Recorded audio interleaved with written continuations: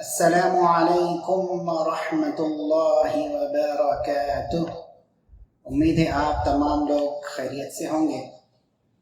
آئیے ہم تیسری آیت کی طرف چلتے ہیں جو سورۃ الفاتحہ کی ہے، اس امید کے ساتھ کہ آپ نے اب تک پہلی دو آیتوں کی تصحیح یعنی صحیح کر لیا ہوگا۔ اب تیسری آیت ہے مالک یوم الدین۔ اس میں پہلا لفظ ہے مالکی، ما میم کو موٹا نہیں پڑھیں گے،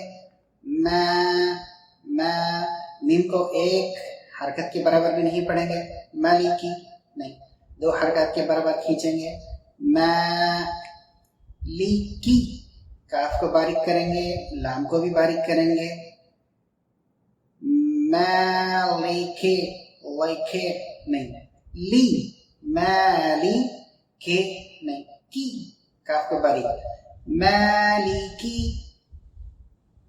دوسرا لفظ ہے یوم، یوم یوم، اس میں کیا ہوا؟ واو ادا پوری طریقے سے نہیں ہوا،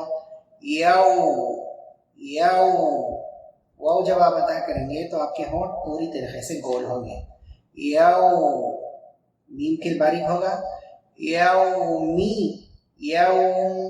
یومی، میم کو دال سے ملائیں گے، مید، دین نہیں، دال کو بھی باریک پڑھیں گے، دین۔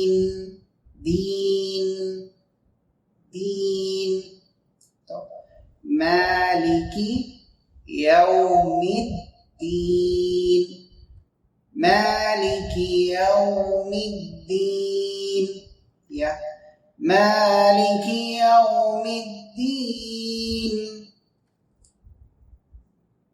جزاک اللہ۔